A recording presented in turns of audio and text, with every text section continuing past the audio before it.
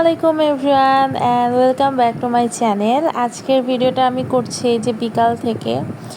এখন আমি একটা কাজ করতে যাচ্ছি, সেটাই আমি আপনাদের সাথে আজকে শেয়ার করব। আসলে কোনো কাজ নাই, এই জন্য এগুলো অকাজই করতেছি। তো যাই হোক, আমাদের একটা মাটির চুলা আছে, এটা আপনারা অনেকেই জানেন। আমি এটাতে রান্না করছি, আপনারা দেখছেন অনেকেই। তো এটা আমি আজকে ছাদে নিয়ে আসছি, কারণ এটাকে আমি আজকে মাটি দিয়ে সুন্দর করে লেপবো। আমি কোনোদিন এই কাজ করিনি, বাট আজকে আমি ফার্স্ট টাইম করব। তাই ভাবলাম যেহেতু আমি ভিডিও করি, আপনাদের সাথে একটু শেয়ার করি। আর এদিকে দেখেন হামিরা কী করতেছে, ওরও খুঁটিয়ে খুঁটিয়ে সব দেখতে হবে কি করতেছে আমি। তো এই যে আমি এখানে মাটি নিয়ে এটাকে লেপা শুরু করছি, ভালোভাবে ভিজিয়ে নিচ্ছি। এটা আমি কোনোদিনও করিনি, যদি আমার ভুল হয়ে থাকে বা কিছু আমি উল্টাপাল্টা কিছু করে থাকি, কিছু মনে করবেন না। আমি জাস্ট এটা শখের বশে করছি। আর মেন কথা হচ্ছে, সারাদিন বৃষ্টি হলো না, আমি জাস্ট চুলাটা উপরে নিয়ে আসছি অ্যান্ড দেখি বৃষ্টি।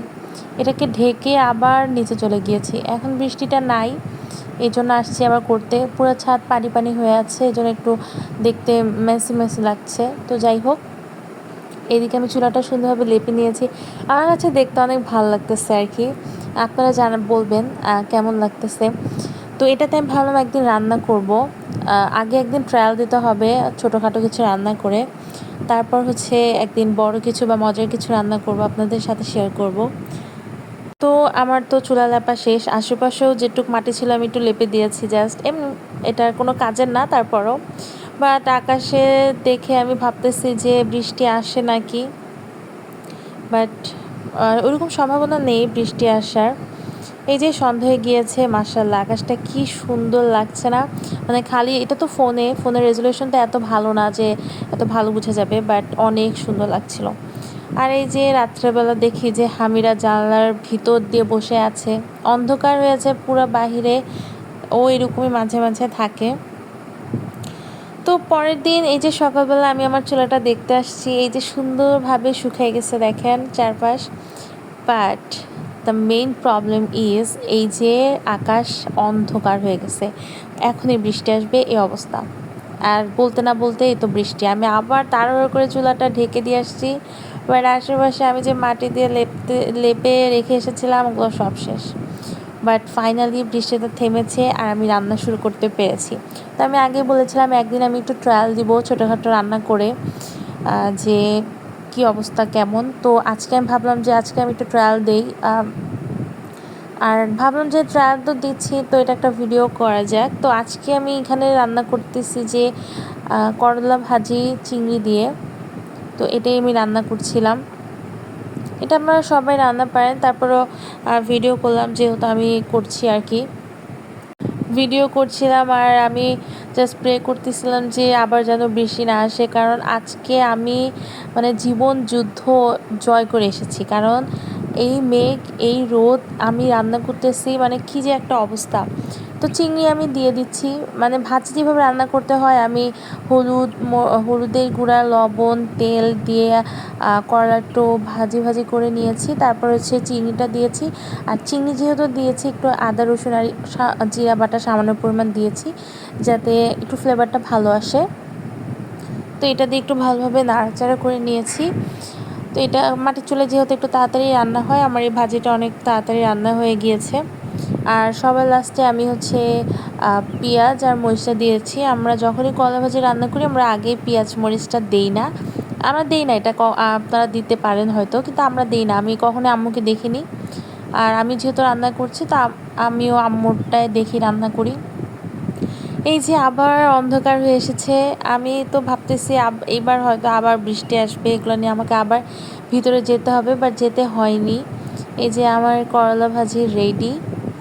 ভালোই লাগছিল আমার কাছে দেখতে, আর খেতেও ভালো হয়েছিল। এখন চলে যাব নেক্সট রান্নায়। আমি এখন রান্না করব কাঁকরোল ভাজা। তার আগে আমি কিছু শুকনো মরিচ ভেজে নিচ্ছিলাম, কারণ আমি কাঁকরোল ভর্তা করব। এই জন্য শুকনো মরিচটা ভাজাটা আমি আগেই করে নিয়েছি, কারণ রান্নার পরে যেহেতু এখানে একটু আরও কিছু ভাজা করব, তো আমি ভাবলাম যে আগে এটা ভেজে রেখে দিই। কারণ আমি এই কাঁকরোল ভাজাটা আমি করে খেয়েছি, কিন্তু কাঁকরোল ভেজে যে ভর্তাটা করে এটা আমি কোনোদিনও ট্রাই করিনি। তো আজকে আমি এটা ফার্স্ট টাইম ট্রাই করছি। এদিকে আমি কাঁকরোলগুলো দিয়ে দিলাম, 2-3টার মতো কাঁকরোল নিয়েছিলাম। এখন আবার আকাশ কি সুন্দর, একদম নীল হয়ে আছে না, মাশাআল্লাহ অনেক সুন্দর লাগছিল। এখন একদমই মেঘ নেই, তো অনেক রিলিফ লাগছিল আর কি। তো এদিকে আমার কাঁকরোল ভাজা হয়ে গিয়েছে, আমি এগুলো এখন আস্তে আস্তে সবগুলো তুলে নিব। আমি যেহেতু আজকে মানে এখানে ছাদে বসে রান্না করে একটা ট্রায়াল দিচ্ছিলাম, তো আমি আজকে বেশ কিছু রান্না করিনি, অনেক মানে টুকটাক ভাজাভাজি এই ধরনের রান্নাই আজকে করেছি। কারণ আমি আজকে কনফিউজ ছিলাম যে রান্না কিভাবে করব। একে তো মেঘ, আবার বৃষ্টি আসছে, তো অনেক বিড়ম্বনার মধ্যে থেকেও আমি রান্নাটা করেই ফেললাম। তো টুকিটাকি রান্না করেছি, আপনাদের সাথে শেয়ার করলাম। তো এদিকে আমি কাঁকরোল ভর্তাটা করে নিচ্ছি।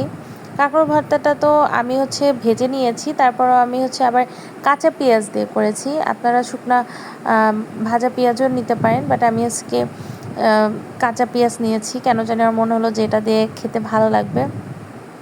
তো এদিকে আমার ভর্তাটাও হয়ে গিয়েছে, বাট আমি একটু লবণ বেশি দিয়ে ফেলেছিলাম, এটা আমি লুকাইলাম না আর। তো যাই হোক, এদিকে আমার পটল ভাজাটাও হয়ে গিয়েছে, বাট আবার মেঘ করেছে। মানে কি যে একটা অবস্থা, মানে একটা করে রান্না করতেছি আর একবার করে আকাশে দেখতেছি যে মেঘ। তো এদিকে আমার রান্না শেষ, করলা ভাজি হয়ে গিয়েছে, পটল ভাজা হয়ে গেছে, আমার ভর্তাটাও রেডি। আর এখন চলে আসলাম বাতাবি লেবু খেতে। তো এটা আমার নানু বাসার, আম্মু আজকে সকালবেলা নিয়ে আসছে 2টা। তো যেটা বড় সবার সেটাই আজকে ভাবলাম মাখাই। অর্ধেকটা নিয়েছিলাম, এটাকেই লবণ আর মরিচ দিয়ে মাখালাম, আর কিছু লাগে না। এটা খেতে এত মিষ্টি, মানে এটা অনেক বড় হয় সাইজে। তারপর আজকেই নিয়ে এসে আমরা একটু খেয়ে দেখলাম কেমন। তো এটাকে আমি একটু ছাদে বসে বসে খাচ্ছিলাম। তো আজকের ভিডিও এই পর্যন্তই, কেমন লাগলো জানাবেন। এই রোদ, এই বৃষ্টি, এই মেঘ, এসবের মধ্যে আজকের ভিডিওটা ছিল। আশা করছি একটু হলেও ভালো লাগবে। ভালো হলে আমার চ্যানেলটা একটা সাবস্ক্রাইব করে দেবেন আর একটা লাইক দিয়ে দেবেন। ভালো থাকবেন সবাই, আল্লাহ হাফেজ।